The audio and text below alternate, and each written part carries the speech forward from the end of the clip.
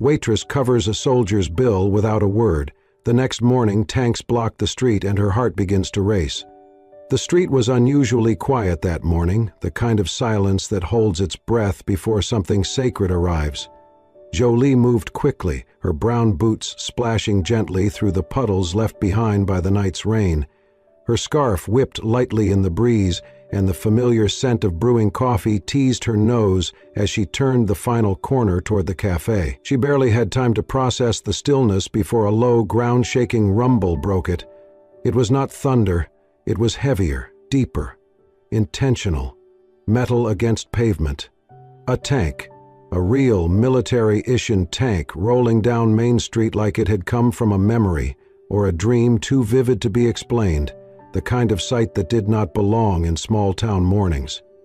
Jolie froze. All around her, people poured out of bakeries and hardware stores, stepping onto sidewalks with wide eyes and hushed exclamations. Cars idled crookedly at curbs, windows rolled down, passengers leaning out in disbelief.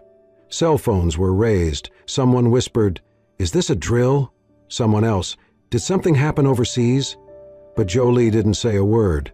Her eyes were locked on the hatch, slowly creaking open atop the tank. A figure rose from it, and her breath stopped. He stood tall, silhouetted against the overcast sky. His uniform was regulation but worn, with travel and dust, and his posture had not changed. Shoulders squared, purposeful. The name on his chest said it all. Heart. She hadn't said it aloud in weeks, but her soul said it now. Aiden. He climbed down slowly, boots meeting pavement with a soft, echoing thud. As he walked, the murmurs around them faded. There was no music, no crowd noise, just the rhythm of his approach and the weight of what he carried in his eyes. He stopped directly in front of her. No words, no fanfare, just him. And slowly, with careful hands, he reached into the inside pocket of his jacket. From it he pulled a single folded square of paper, worn at the edges, smoothed by days of being touched. He held it out to her. Jolie took it with trembling fingers, her eyes never leaving his. She unfolded it with the same care he'd used to carry it. One line. "I couldn't hear your voice that day, but I felt everything you said." The world tilted, and her knees nearly gave. She looked up at him. He raised one hand, palm open, fingers spread, then moved in a soft, fluid motion. "Thank you." She recognized the sign immediately. Basic ASL, but there was nothing basic about the way he did it, nothing casual about the way he looked at her, like she had been the only voice he had heard in months of silence. She couldn't respond. Not with words. Her throat was too tight, her heart too loud. So she nodded. Just once. And smiled, lips trembling. Then, without sound, without warning, he reached behind him and pulled out something else. A sunflower. Slightly wilted at the edges, touched by cold but vibrant. Bright, brave. He held it out to her with both hands, like an offering. She took it gently, fingertips brushing his. Neither moved. Neither needed to. And then, as quietly as he had come, he turned. He walked back to the tank, climbed up, paused, just once to look back. Then the hatch closed, and the engine rumbled to life. The tank rolled down Main Street, turning the heads of everyone it passed, but none more than Jolie, who stood frozen in place, holding a single flower in one hand and a note in the other. Around her, the world returned to motion. Children tugged at their parents' coats. Teenagers showed each other video footage on their phones. A shopkeeper wiped his eyes with a napkin. But Jolie stayed still. Because in her chest, something enormous had just moved. She had known. From the first time he slid that napkin across the table at her cafe, she had known he wasn't like everyone else. And now, he had told her, without needing a microphone or a speech or even his voice. He had told her that she mattered, that her kindness had not vanished into silence, that love didn't always arrive with flowers in hand or music playing in the background. Sometimes it arrived on a tank. Sometimes it came with a note and a sunflower. And sometimes, when you least expected it, it came back to you whole. 3 weeks earlier, the cafe hummed softly in the early evening light. Outside, the rain had just started, tapping gently against the windows, painting the glass with quiet streaks. The smell of fresh chili and cornbread filled the air, clinging to warm sweaters and worn boots.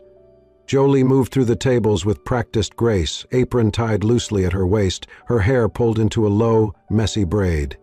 It had been a long shift, but nothing unusual, until the bell above the door jingled and she looked up to see him.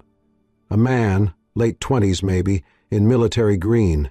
His boots were soaked, his jacket buttoned to the top, cap tucked low.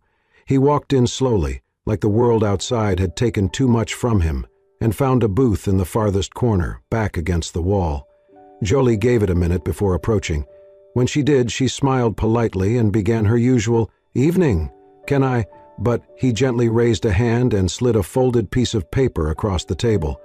She blinked, hesitating. The paper read, "I'm deaf. I prefer to write, if that's okay." Jolie's smile softened. She nodded and pulled a pen from behind her ear. She scribbled a quick line on her own notepad and handed it to him. "Absolutely okay. Take your time. Let me know what you'd like." A faint smile tugged at the corner of his mouth, the first flicker of something warm. He wrote carefully, then passed the note back. "Grilled cheese and tomato soup, please, if that's still a thing." She scribbled again. "It's always a thing. Good choice." She turned to walk away, but not before catching a glance, one she couldn't quite name then. It was not sadness exactly, not fear, not detachment. It was cautious hope. 15 minutes later, she brought the food, setting it down gently in front of him. He nodded once in thanks. She didn't linger, just smiled again and walked back to the counter. The rest of her shift went on. Tables came and went, regulars chatted. Every now and then she glanced toward the back booth. He ate slowly, as if tasting more than just food, like he was trying to remember how warmth felt. But it was when he reached for his wallet that something shifted. He froze. Jolie watched from behind the counter as he checked both his pockets, then opened the wallet again and stared at it, jaw tense. She could almost feel his breath hitch, the way his hand stilled over the worn leather. He stood up halfway, looked toward her, embarrassment in every line of his body. She walked over quietly. Before he could gesture or write anything, she reached over, took the bill, and tore it in half. He stared at her, stunned. Jolie smiled gently. "Dinner's on me," she said softly, though she knew he might not hear. Still, her voice was steady, kind. She pointed to her chest. "My choice."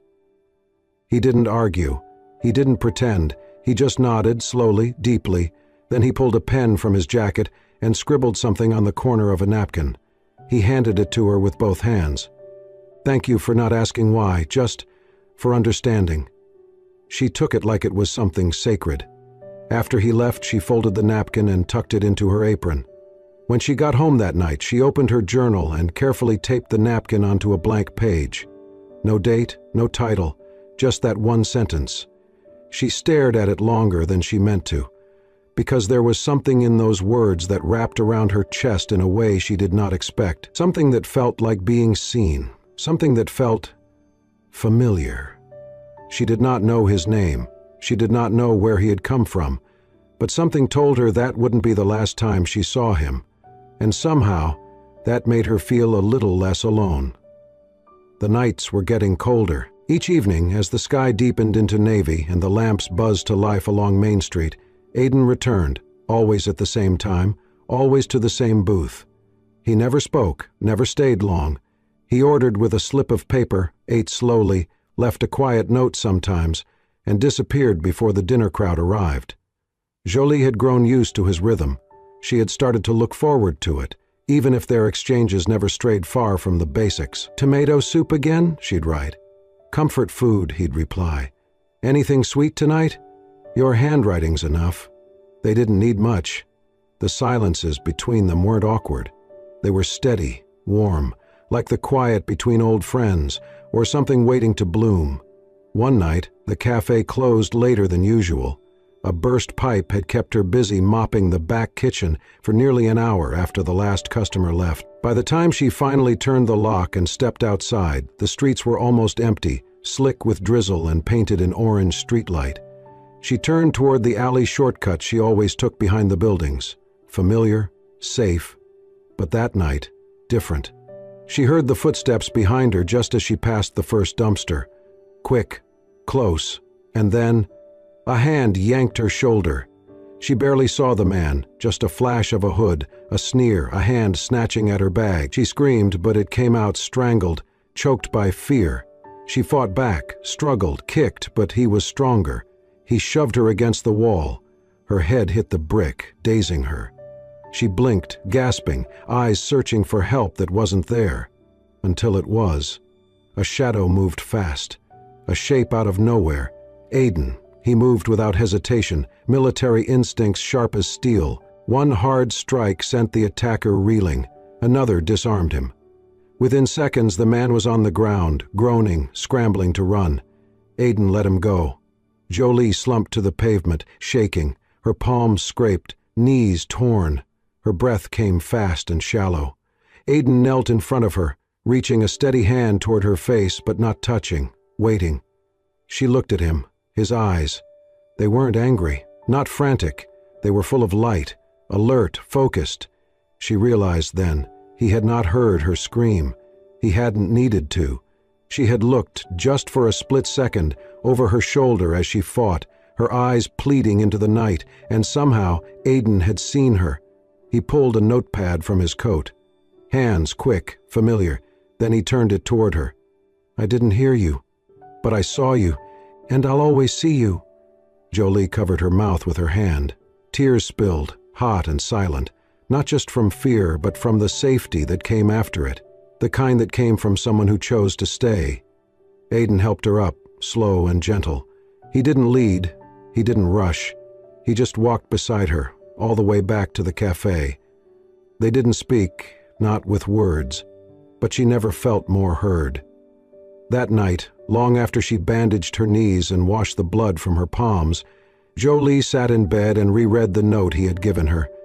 She didn't tape it into her journal like the others. She folded it carefully, slid it into her wallet, kept it with her, because for the first time she understood something she hadn't before. His world was not silent. It was watchful, intentional, honest, and she didn't want to just witness it from the outside anymore. She wanted to step inside, to learn his language, to understand his kind of listening. And so, before she turned off the light, Jolie pulled up her laptop. She typed into the search bar, "ASL classes near me."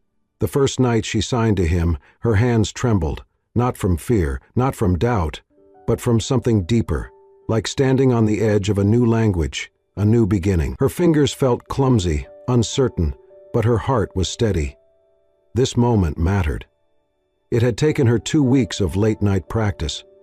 Hours after her shifts ended, Jolie would sit on the worn-out couch in her tiny apartment, eyes squinting at grainy videos of ASL instructors signing the same phrases over and over. She mimicked them in the reflection of her toaster, of the microwave door, even the window when the city lights outside weren't too harsh. She signed to her cat. She fingerspelled her grocery lists. She wrote down phrases in her journal, underlining the ones she hoped would make him smile. She didn't want to just nod at him anymore. She didn't want to always hand him napkins and hope he could read the kindness in her eyes. She wanted to speak to him, in his language.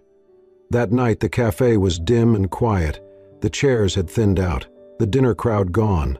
The music had stopped playing hours ago, leaving behind the soft buzz of the old ceiling light and the hum of the espresso machine as the only soundtrack. At exactly 8:03 p.m., as always, Aiden walked in. Jolie saw him through the glass before the bell above the door even chimed. His boots were slightly wet from the drizzle outside. His cap was tucked into his coat. His posture, straight as ever, was unmistakable. He took his usual spot by the window, set down a folded slip of paper on the table, and waited. Jolie approached slowly, drying her hands on the towel she'd tucked into her apron. Her heart thudded, not loud but deep, purposeful. He glanced up and gestured toward the note, as usual, but she didn't reach for it. She stood in front of him, her shoulders soft, her breath steady, and then she signed, "Good evening, Aiden." His eyes widened, just slightly, a pause not of discomfort but of disbelief. His brow furrowed, then relaxed. A beat passed, and then he smiled. Not the half-smile he always wore, not the polite dip of the mouth. This was real, wide, like a door had just opened, like sunlight through heavy clouds. He pulled out his notepad, hesitated, then slowly wrote, "You learned this?"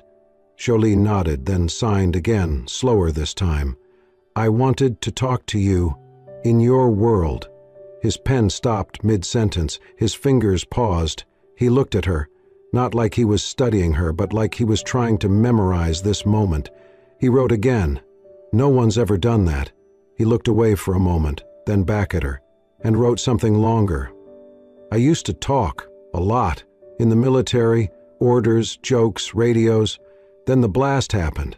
After that, everything was quiet, including me." He tapped the paper once, lightly.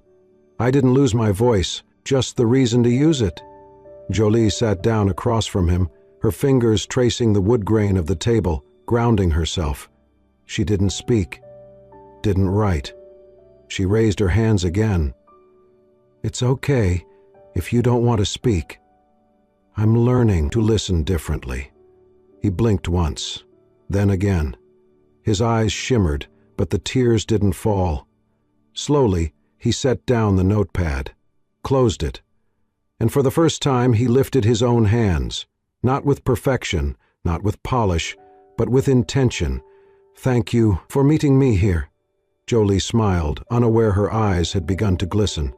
That night, they didn't need menus, or notepads, or Wi-Fi. They just sat in that booth under the soft light, speaking with their hands and hearts. Aiden showed her how to sign coffee and home and storm. Jolie taught him hope and safe and stay. Their fingers danced slowly, like two people learning how to waltz through quiet. No one interrupted. No one needed to. In that corner of the cafe, in a language without sound, they told each other everything that mattered. And for the first time since Aiden had come home, silence did not feel like something missing. It felt full. It felt like love. Evenings at the cafe no longer ended when the lights dimmed and the chairs were flipped. For Jolie and Aiden, it was when the real part began. When the chatter faded, when the coffee pots cooled and the air turned still, then came their hour. A time without music, without rush, just them. Aiden would take his usual booth. Jolie would bring over 2 mugs of tea, no need to ask how he liked it anymore. They had fallen into a rhythm, a language born of patience and eye contact and the quiet confidence of hands that had learned to speak. At first their conversations were light. "How was your day? Did the soup taste different tonight?"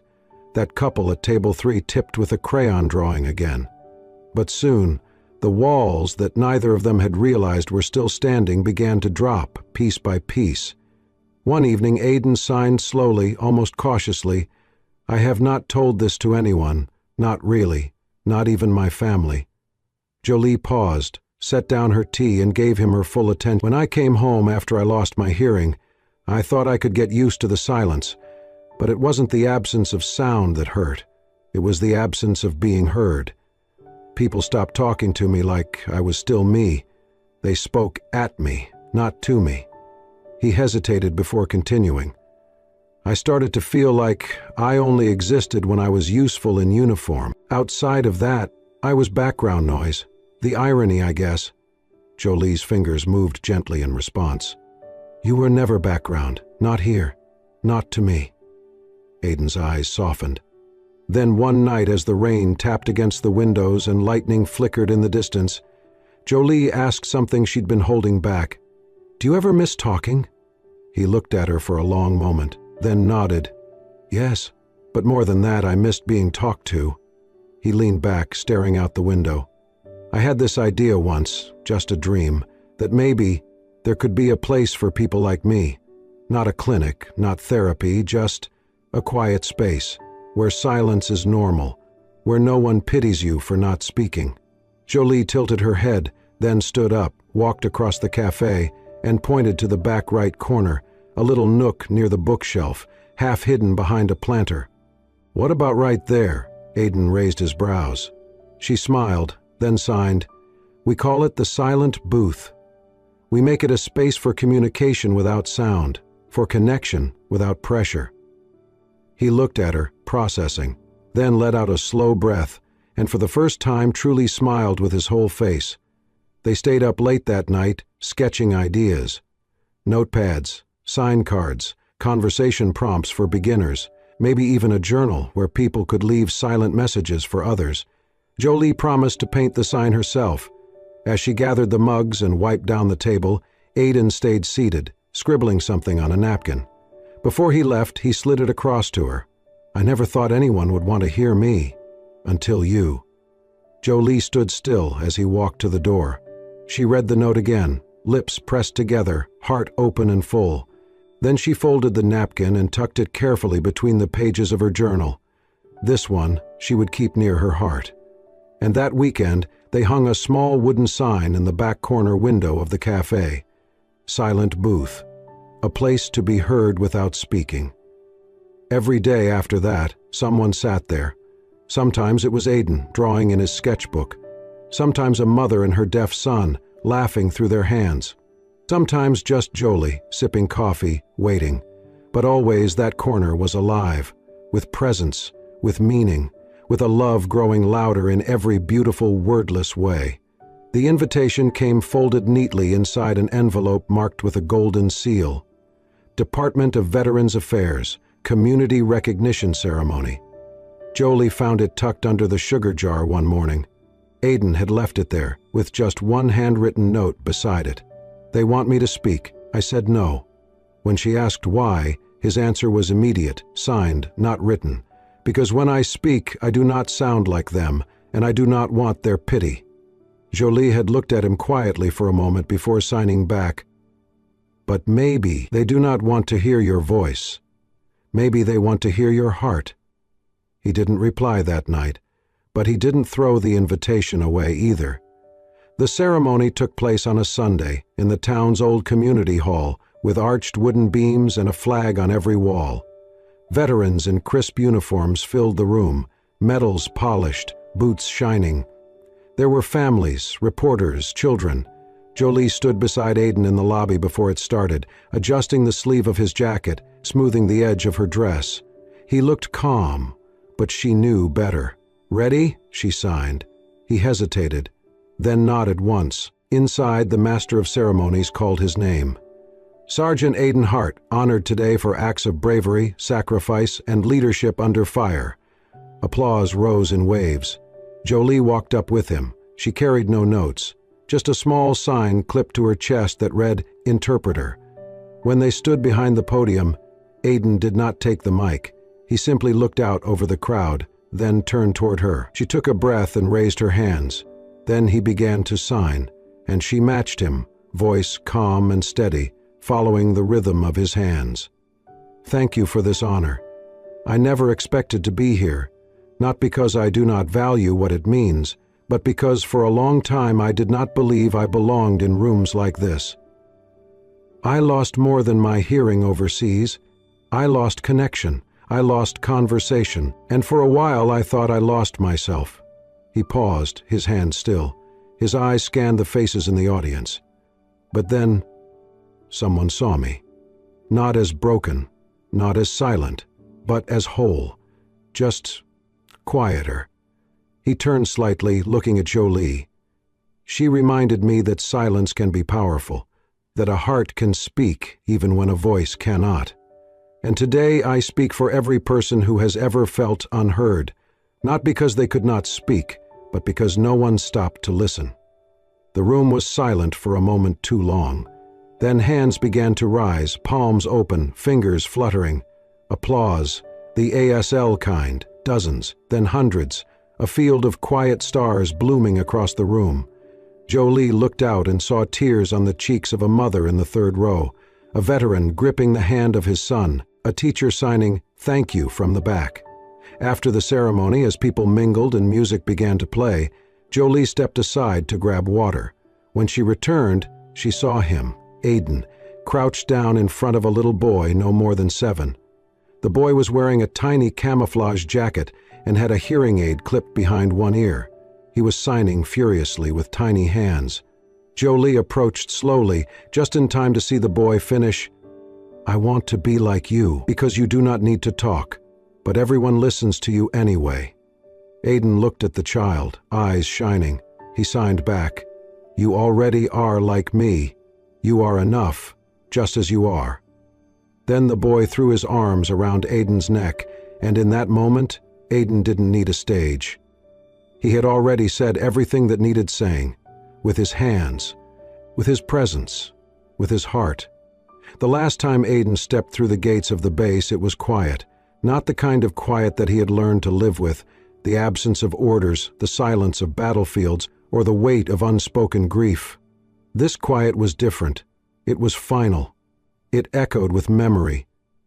With all the beginnings and endings that had happened behind those gates, it wasn't mournful, but it held a kind of gravity only known to those who had given everything and now were taking something back. He had completed the last round of paperwork with steady hands, turned in his gear, his helmet, his tags, his rank insignia. Each item handed over was like closing a chapter that had once defined him. He shook hands with men who had followed his orders, some who had carried him when he could not walk alone, men who once looked to him for commands, and later learned how to understand his silence like language. His discharge papers were stamped, initialed, finalized. Officially, he was free. But standing there, watching the flag ripple above the concrete parade ground, Aiden felt something unresolved twist inside him. It wasn't regret, nor fear. It was the echo of unfinished purpose, a tether he hadn't yet cut, a direction he hadn't yet taken. "Special occasion?" a logistics officer asked, glancing over the last form Aiden handed in. Aiden nodded. The officer raised a brow. "Requesting transport? What'll it be? A jeep or maybe something low-key?" Aiden gave a faint smile, then pointed to the corner of the motor pool, to the thing that made the mechanic whistle softly under his breath. Aiden didn't need to speak. "You serious?" the officer asked, eyes wide. Aiden nodded again. The next morning, just after 9, the ground began to rumble. At first, people thought it was an earthquake. Then came the roar, the kind of sound that turned heads and slowed footsteps, a deep, grinding growl that rolled through Main Street like thunder down a canyon. A tank, a full-sized olive-green armored tank, rolling down the center of town like something out of a film, steady, controlled, unstoppable. Storefronts emptied. Baristas and barbers stepped onto sidewalks. Children pointed, jaws slack. Traffic stalled. Drivers blinked, unsure if they should salute or panic. Phones lifted, pictures snapped. Nobody knew what was happening, but nobody looked away. Jolie had just stepped out of the cafe, locking the door behind her, when she heard the first vibrations. The sound struck something inside her before her mind even caught up. She turned toward the street and froze. She knew that silhouette rising from the tank's hatch, that posture, that quiet strength. Aiden. The tank slowed as it reached the cafe and came to a full stop, air hissing from its vents, engine humming like a sleeping beast. The hatch opened fully, and Aiden stepped down slowly, boots hitting the ground with deliberate weight. His uniform was clean, pressed, his face calm, eyes bright with something she couldn't name, something unshakable. He walked toward her. He did not raise a notepad. He did not fingerspell or gesture for her to wait. He simply pulled from inside his coat a single folded piece of paper. He handed it to her with both hands. Jolie unfolded it. One line. "This is the first order I've ever given myself. Go back, find her." She looked up at him, her lips parted, but no words came. Then his hands moved, slow, smooth. "I chose the tank, not to make a scene, but because I needed the loudest, biggest thing I could find to say what I've never been able to say out loud. Thank you." Jolie didn't cry, not right away. Instead, she stepped forward, her hands steady, her eyes clear. She signed, "You didn't need a tank. You had me already." Then she closed the space between them and wrapped her arms around him. held him like the anchor she had become, and softly, so softly she wasn't sure the words even mattered, she whispered near his chest, "I've been waiting for you to come home." And finally he had. Not from war, but from silence. The cafe glowed like a lantern in the snow. Soft golden lights curled around the windows, strung across the beams like quiet stars. Outside, snow had begun to fall in slow, careful flakes, blanketing the street like a prayer whispered to the earth. The world beyond was hushed, but inside the silence was deliberate. Every table was full. Friends, couples, children with wide eyes, older folks who smiled gently at unfamiliar signs, but not a single voice rose. That was the rule. It was silent night, the first official event Jolie and Aidan had hosted together at the cafe since opening the silent booth. A night not just for the deaf community, but for anyone willing to listen in new ways. Cards on the table showed simple ASL phrases. Volunteers wore small pins that said, "I'm learning." No music, just soft vibrations through the floors, the warmth of candlelight, and conversations spoken in hands and glances and breath. In the back corner, the silent booth was dressed differently tonight. A white cloth draped over the table, 2 mugs of cider steaming softly, a single candle flickered between them. Above the booth, the sign still hung in its usual place, where silence is not empty, but full. Jolie was by the register, helping a little girl sign "It's nice to meet you" to her grandfather, when she felt a light touch on her shoulder. She turned. Aidan stood behind her. He looked calm, but his hands trembled slightly. He signed slowly, with care. "Come with me?" She nodded without question. He took her hand and led her through the quiet room. As they passed the tables, heads turned gently toward them, not in interruption, but in quiet attention, sensing something was unfolding. They reached the silent booth. He pulled out her chair. She sat. He sat across from her. For a moment they said nothing. The candlelight flickered between them, casting golden shadows across the table. Then Aidan reached forward, gently taking her hand in both of his. He signed, "I need to say something. Not with these," he lifted their joined hands slightly, "but with this." He touched his chest, then his throat. Jolie's heart stilled. She knew what he meant. She could see it in his eyes. He signed again, "If you want to hear my voice, please let this be the first time. Let it be for you." Tears filled her eyes instantly. She nodded and waited. Aidan inhaled deeply. His shoulders lifted, his jaw clenched, his lips parted, and for a moment only breath came. Then, "Jolie?" The word was rough, uneven, but real. His voice cracked like the first thaw of winter ice, fragile but filled with life. Her hand flew to her mouth. She had never heard his voice before. He continued slowly, each word deliberate, as though relearning how to breathe and speak all at once. "I forgot how to use my voice." He swallowed hard. "But you made me want to learn again." His eyes never left hers. They did not need to. Everything was here, between them. "I'm speaking because of you." Then, still holding her hand, he moved, knee to floor. One hand stayed wrapped in hers. The other reached into his coat and pulled out a small box. He opened it. Inside was a simple silver ring, thin and engraved with a single word inside the band, "Heard." Aidan looked up at her and whispered, almost soundless, "Will you marry me?" The cafe held its breath. Every eye, every hand, every heart leaned forward into that stillness. Jolie didn't cry. Not at first. She looked at him, at the man who had walked through fire and silence, at the boy who had lost his voice, at the soldier who had turned back on a tank just to say thank you.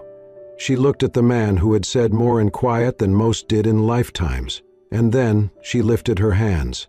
"Yes, I've always heard you."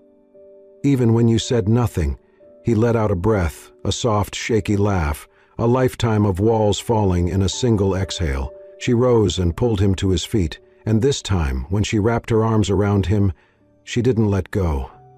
The cafe erupted, not in cheers but in applause the way only they knew how. Hundreds of hands fluttered in the air like falling petals. The language of joy, the sound of love made visible. Snow kept falling outside, but in the silent booths something had bloomed, not from noise, but from a promise, that even in the quietest places, you are never alone. Sometimes the most powerful voices are not the ones that speak loudest, but the ones that dare to reach across silence. Jolie did not need words to understand Aiden, and Aiden did not need sound to show her his heart. In a world that often moves too fast to listen, their story reminds us that love does not need volume. It only needs presence, courage, and a heart willing to stay. If this story touched you, warmed you, or simply reminded you that connection can be found in the quietest corners, please share it with someone who needs to believe in love again. And do not forget to subscribe to Soul-Stirring Stories, where we bring you tales of healing, hope, and humanity. Stories that do not just entertain, but stay with you long after the last word. Because sometimes silence speaks the loudest. Thank you for watching. Stay kind, stay listening, and stay with us.